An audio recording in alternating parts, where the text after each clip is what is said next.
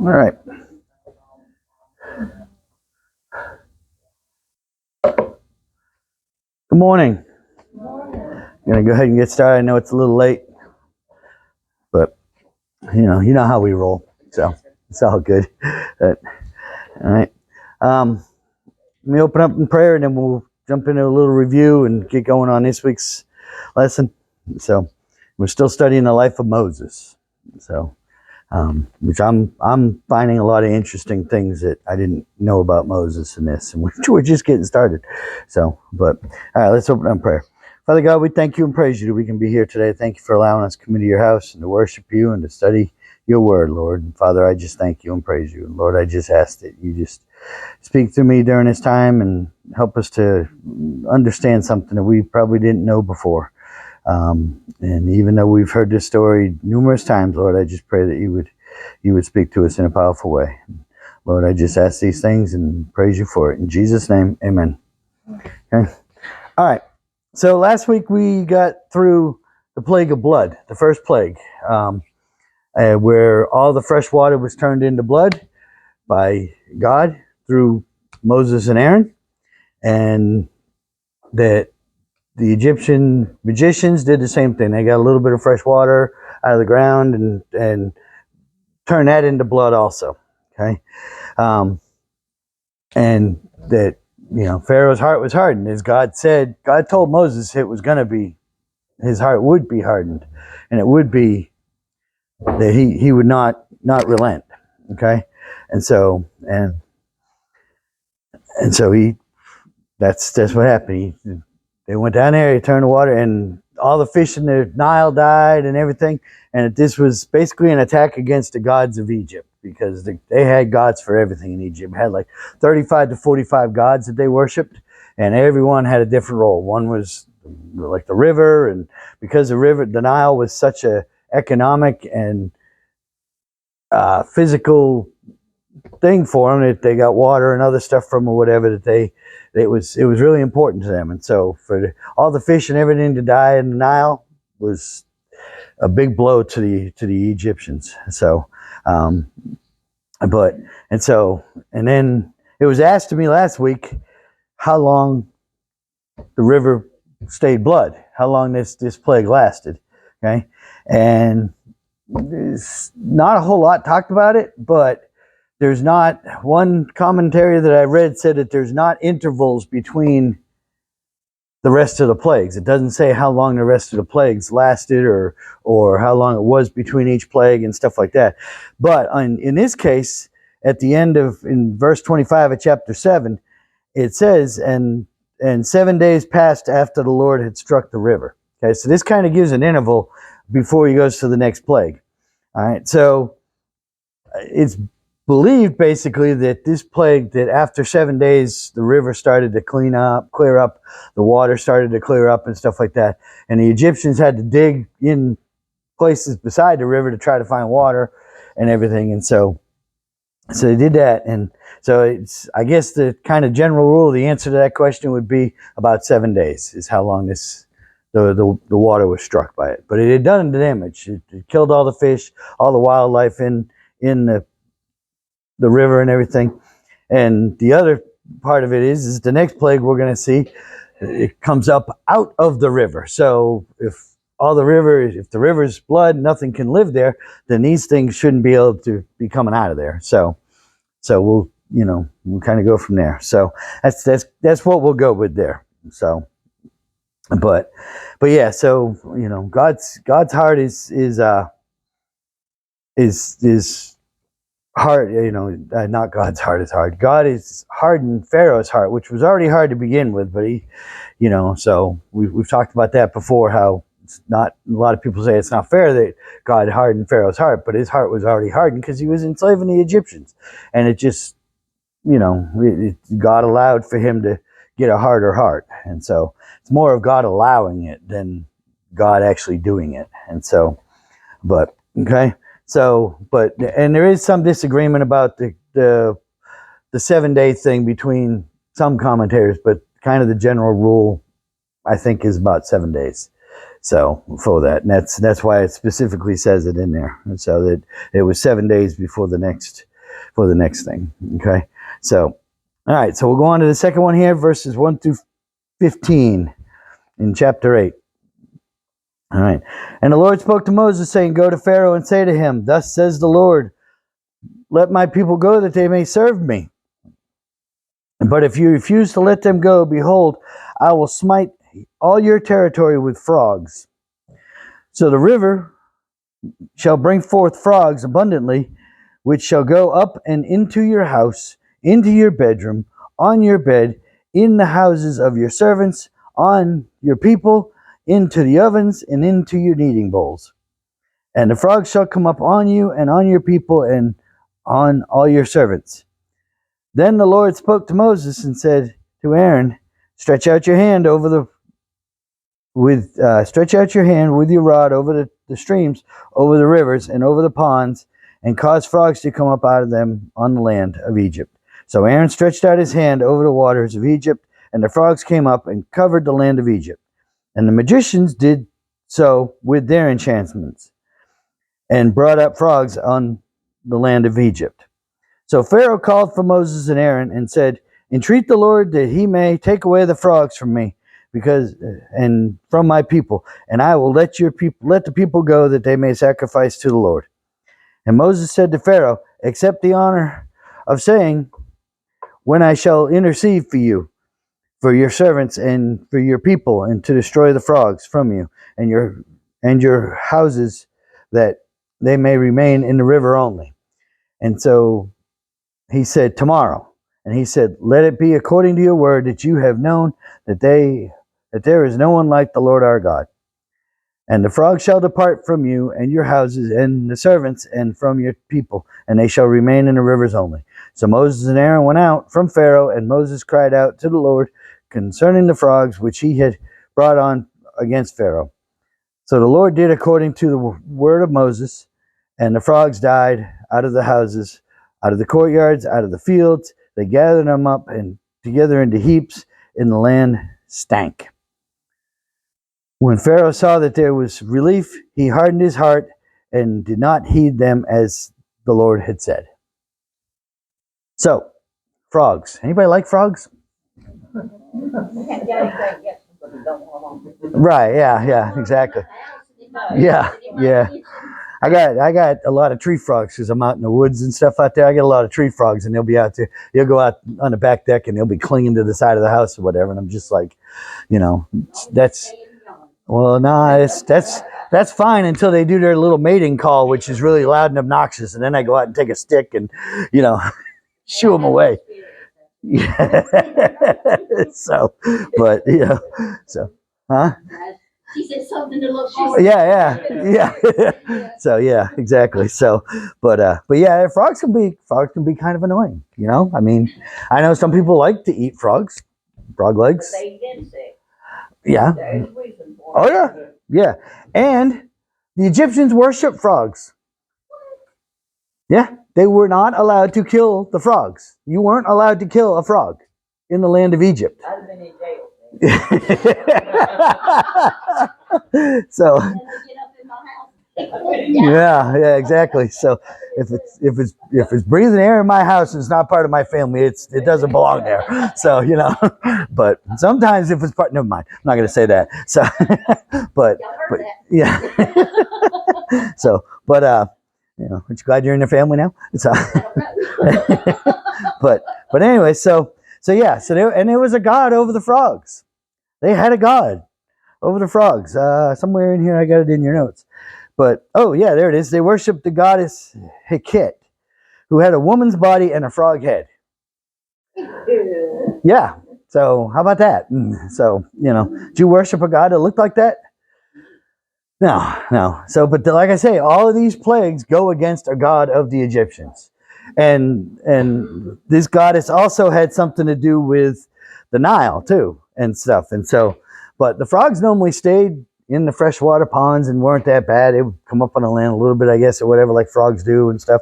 But they weren't that bad. But when this happened, they were everywhere. They were, like you said, they were in the houses, they were in the ovens, they were in they were on the people, So on their beds, everywhere. Really, really, so much so that Pharaoh said, "Hey, all right, fine, pray and get rid of him for me. Have God get rid of him." So you think he's finally seeing that God's the one that's doing this and that God's more powerful? Because yes, his magicians did the same thing again as they did in the first one. His magicians did the same thing. But when I was reading through this week, it kind of occurred to me, and through one of the commentaries I was reading, is if these Egyptian magicians were so powerful, why were they not able to turn the river back normal? Why were they not able to get rid of the frogs? That would have been my thing. They weren't that powerful. All they could do was copy what God had done. And that's what, as we talked about, mentioned last week, that's what Satan does. Satan copies the work of God. He doesn't come up with anything original on his own that's blessed by God, that God, he copies what God does. And so because Moses and Aaron caused frogs to come up through God, well, they did the same thing. They got more frogs. They brought more frogs into the land of Egypt. How great is that? You're serving Pharaoh and yet you bring more frogs in. So yeah, that's awesome. If I was Pharaoh, I'd be, wouldn't be impressed with these guys anymore. I'd do something different. Yeah, exactly. But they wanted to prove that their gods and everything else, and that that they were in control when actually they weren't, and it was proven that God was in control, and so they did that, and so they did the exact same thing, which like I said, if they had real power, why wouldn't they reverse it? Why wouldn't they stop it? And so Pharaoh says to Moses, "Hey, pray to your God, end this plague, get rid of all these frogs for us, send them all back to the river, whatever, and I'll let your people go worship and sacrifice in the desert." Okay? Well, at this point, God's not wanting just them to go sacrifice in the desert. God's wanting Pharaoh to totally let them go. And so but this is a concession. Okay, but God knew Pharaoh was going to do this. Okay, so Pharaoh didn't keep his word. Are we shocked that a politician didn't keep their word? No. So it just goes to show that what's going on, or been going on, and we've seen in our lifetimes, has been going on thousands of years ago by people. As he told them, he says, I will let them go into the desert and worship. And then Moses says to Pharaoh, okay, we'll pray and it'll happen. You pick the time. Why do you think if they're being overrun by all these frogs and everything else and they're having to deal with it, why do you think God or Pharaoh said tomorrow? If you were in his position, would you have said now, do it now, handle this now? But he said tomorrow. Any ideas why you think he might have? I mean, that was his way of testing Moses and Aaron. If God really could, you've made it happen, but can you just at any time make it go away? Mm-hmm. That's very. Gideon thought his magicians could have made them go away. I'm assuming at this point that he's already given his magicians their shot, but yeah, you're right. Both of you are right on that. From what I, and saw in the commentaries and stuff like that, a lot of commentators believe that it was because Pharaoh wanted to prove that what Moses and Aaron said was happening, and it wasn't really happening. That he probably set up and said, and spread the word throughout the land, hey, the frogs are going to go away tomorrow. Moses and Aaron are going to pray and they'll be gone. They say that they will be gone tomorrow. And then if it didn't happen, then he makes Moses and Aaron look bad. And that's probably why he did it. And that he, and also maybe to give his magicians more time to figure it out, which they obviously couldn't do. And so, so that's kind of, so Pharaoh's still he's still scheming here. He's still trying to get them to prove that their gods are in control. So, but then he breaks his word. He doesn't do what he says he's going to do. So, and that's, like I said, and then, but everything, so all the frogs, so, okay, God takes care of them. The people of Egypt aren't allowed to kill the frogs, but God's allowed. He killed all the frogs. They threw them in a pile. They threw them in piles and heaps and everything else, and it stank. It says right in there, the land stank. Okay, so now that the river caused the land to stink and the fresh water and everything, now it stinks because of all the dead frogs. Yeah, it's got to be a great place to be living right about now.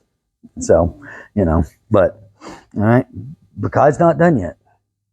God's not done. This is just getting going. Okay? There's 10 plagues, and we've only done 2 so far. And we're getting ready to go into the third one here. All right? But, so, I'm sure Moses and Aaron are probably disappointed that Pharaoh didn't keep his word. Pharaoh, didn't keep his word. Didn't, I know I would be. Somebody promises me something and they don't keep their word, I get a little disappointed. I think they also knew that God would be with them. They were disappointed. Yeah. But they knew God would stand steadfast Mm-hmm. with them. Right. And eventually. Yeah. They finally figured this out. You're right. Yeah. That because for the longest time Moses was arguing with God and saying, no, I'm not good enough and whatever and everything else. And then why is Pharaoh going to listen to me and everything? But now they've seen enough that they're on board. They know what's, and they're just kind of interested to see what happens. So, okay. So let's go on here. 16 to 19. Okay. This is a short description of a plague here. So the Lord said to Moses, say to Aaron, stretch out your rod and strike the dust of the land so that it would so that it may become lice throughout all the land of Egypt. Now some translations say gnats. Some say lice. Mine's got lice, but some say gnats. So same kind of thing. Either one, annoying. Okay. All right. So, and throughout the land of Egypt. They did so, for Aaron stretched out his hand with his rod and struck the dust of the earth, and it became lice on man and beast. All the dust of the land became lice throughout all the land of Egypt. Okay. Now the magicians so worked with their enchantments to bring forth lice, but they could not. So there was lice on man and beasts. And the magician said to Pharaoh, this is the finger of God. But Pharaoh's heart grew hard, and he did not heed them, just as the Lord had said. Okay? So now, first of all, there was no warning of this one. The first 2 plagues, Moses went to him and said, look, let the people go, or we're going to do this. That didn't happen with this one. God told him, just do it. Don't talk to Pharaoh. Just make it happen. So they did. They made it happen. Okay? It was nice. Yeah, nice. Okay. Lice or gnats or whatever throughout the land. And, I mentioned something last week in a discussion that Nicole's parents would stay at a campground out near Southern Pines out there. And out there in all them pine woods and everything else and stuff like that, man, that place was filled with gnats. Really, really annoying, and stuff. So, gnats and lice and whatever, anything like that's just an annoying creature. Okay? So I'm sure that there was, Pharaoh was completely annoyed with this. Okay, and for it to be all the dust of the earth. All the dust of the land of Egypt was turned into these things. That's a lot. And stuff. And so, but Pharaoh's heart was still hard. Okay? Pharaoh didn't even give them the opportunity to ask for the release of the people. When he saw this happen and that the magicians magicians come to him, his people, his guys that are trying to prove that they're in charge and that they're in control or whatever. They come and they say, this is the finger of God. We can't do nothing with it. We can't do it. We can't replicate this. And that's all they have been able to do so far. But they couldn't do this. They couldn't make dust into lice or gnats or whatever you want to call it. Okay? So, but Pharaoh's heart grew hard and he did not heed them, just as the Lord had said. Basically, he turned around and went back into his palace and didn't even talk to Pharaoh. Didn't even talk to Moses and Aaron. Okay? So now, when your magicians are coming to you, your people that you're trying to get to do all these things, when they come to you and say, this is the finger of God, we got nothing for it, wouldn't you think that that would kind of maybe start to stir something in you that you know, okay, maybe I need to pay attention to this here, you know? But he didn't. He remained steadfast. Seeing the displays of God and the power of God, he still chose. And again, this is a choice. You know, it doesn't say that Pharaoh's heart grew hard here. It just says that Pharaoh's heart grew hard, but it doesn't say that God did this one. Okay? So, and he's doing it on his own. He's making his heart harder on his own and stuff. And so and this goes against I got it here in the notes, 2 Egyptian gods, Nator, which also I believe he had something to do with the river, and a god called Nut, who was over the insects. You had a god of insects. Why? Why? Why do you need a god of insects? The name Nut. True. Yeah, true. But, you know, I just like, okay. I just can't, you know, I can't fathom the fact that you would have all these gods for, you know, something like that. Okay, so were insects sacred now too, and you couldn't kill insects? Because just go ahead and kill me, because, you know, that's not happening. Yeah. So, you know, but I'm just like, okay. So, but even with him seeing all the displays and his magician saying this, Pharaoh was still steadfast. And like I said, wouldn't even give him a chance to ask for the release at this point. Okay. And so he's totally, and one other thing, this is also, the priests of the gods in Egypt prided themselves on cleanliness. And so for them to have these insects meant that it was dirty and everything else and stuff. So he was kind of getting, you know, showing the priests who was in charge too and all this stuff, and that there wasn't meant anything that they could do about it, you know. And so yeah, so you know, if it were me, this would probably be enough for me. I'd be crying, uncle. Okay, all right, you got me. All right, fine. Go ahead, let him go. No, he's not willing to do that. Huh? I said, fast as you can. Yeah, exactly. But we will get to that. God has promised Moses that the Egyptians will beg them to leave, but it's not yet. They're not at that point yet. Okay? So, but yeah, so that's the first 3 so far. And you know, a couple of turning a river to blood, and then frogs and gnats or lice, whatever you want to call it. Yeah, I don't think I'd be wanting to experience any more of this. So, but again, we're just getting warmed up here. God's just getting warmed up, displaying His power, and that's going to be something to see here the rest of this time. So, any questions, comments, thoughts? They would have